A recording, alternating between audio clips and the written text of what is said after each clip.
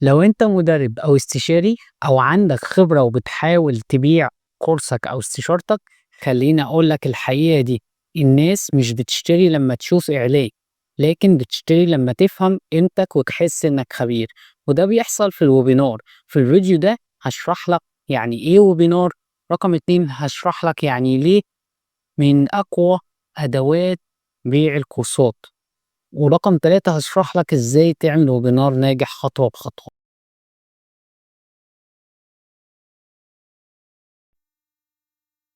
طيب خلّيني أقول لك يعني إيه ويبينار. الويبينار ببساطة هو session live أو مسجّل بتقدّم فيه محتوى تعليمي قوي للناس المهتمين، وفي الآخر بتعرض عليهم كورسك أو خدمتك.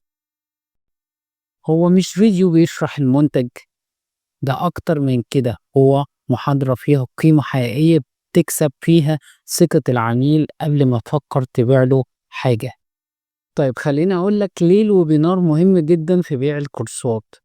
أولًا لإنه بيخلّي الناس تشوفك خبير، ويدّيهم visual قبل ما تطلب منهم فلوس، بيخلق حالة من الثقة والناس بتشتري من اللي تثق فيه، كمان بيساعدك تقيس مدى اهتمام الناس قبل ما تبيع، وممكن تسوّقه مرّة وتفضل تبيع منه شهور أو سنين. القسم التالت خطوات إنشاء ويبينار ناجح step by step guide. أول حاجة اختار عنوان مغري زي مثلا 3 أسرار تخليك تبيع أول كورس ليك في 7 أيام، أو إزاي تحول خبرتك لدخل شهري ثابت. الحاجة التانية جهز هيكل وبنار، يعني البداية بتقدم نفسك ببساطة وبين لهم إنك فاهم مشكلتهم. بعد كده الجزء التعليمي علمهم حاجة مفيدة فعلا. وبعد كده إثبات النتائج، شارك قصص حقيقية أو نتائج أنت حصلت عليها. بعد كده العرض، قدم كورساتك أو استشاراتك بطريقة فيها فايدة واضحة زائد بونص لو اشتروه سريعا.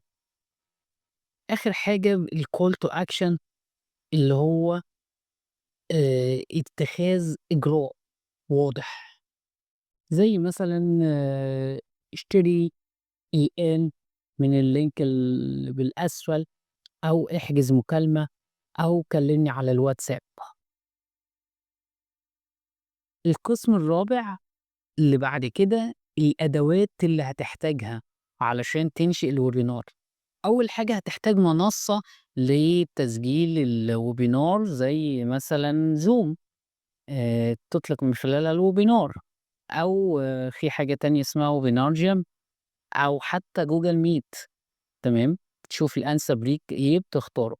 وبعد كده بتحتاج طبعا صفحة هبوط اللي العملاء بيدخلوا عليها بيسجلوا بياناتهم، وبيكون بعدها في صفحة اسمها صفحة الشكر وبتأكد عليهم رابط الاجتماع وفيها الميعاد وفيها كل التفاصيل. بعد كده بيكون في إعلانات تسويقية طبعا اللي بتجذب المهتمين إن هم يحجزوا في الويبينار. تمام، والإعلانات دي هنتكلم عليها في فيديو لوحده وهنشرحها خطوة بخطوة إزاي تعمل إعلانات خاصة بالويبينار. الحاجة الأخيرة اللي بعد كده نحتاج sequence من المسج، من الرسايل، الfollow up للعميل، إنك أنت مجرد ما واحد يسجل يتبعت له رسايل آآ ورا بعضها بشكل تذكيري للويبينار قبل الميعاد، وبعد الميعاد بتحفزهم إن هم يشوفوا الإعادة اللي ما شافهاش، وبعد كده بتحفزهم إن هم يشتروا العرض بتاعك. القسم الخامس اللي بعد كده أخطاء لازم تتجنبها. أول حاجة إنك تقدم محتوى ممل أو عام زيادة عن اللزوم، ده بيخلّي الناس تمِل وتخرج من الويبينار. الحاجة التانية عدم وجود call to action واضح في الآخر، دوّة بيضيّع طبعًا منّك العُملا كلّها، مش هتقدر تحقق مبيعات. الحاجة اللي بعد كده إنك تركّز على نَفْسك أكتر من العميل، يعني ما تركّزش على العميل وأنت بتشرح، لأ ركّز على نَفْسك وعلى تقديم المحتوى بأفضل شكل. عدم التدريب يعني على التقديم كويس، إنك أنت ما تكونش متدرّب كويس جدًا قبل التقديم، تمام، فلازم تكون متدرّب كويس جدًا قبل ما تطلع live. في الختام حابب أقول لك لو ركّزت على الwebinar كوسيلة بيع مش وسيلة تعليم بس، هتضاعف مبيعاتك وهتقلل الضغط عليك بشكل كبير جدًا. وعشان أسهّل لك الموضوع، أنا جمعت لك ملف فيه الاستراتيجية بالكامل اللي باستخدمه أنا والعملاء بتوعي في بيع الكورسات. حمّله دلوقتي من الlink في الdescription تحت الفيديو، أو اكتب لي في الcomment مهتم وهابعت لك الملف مجاني.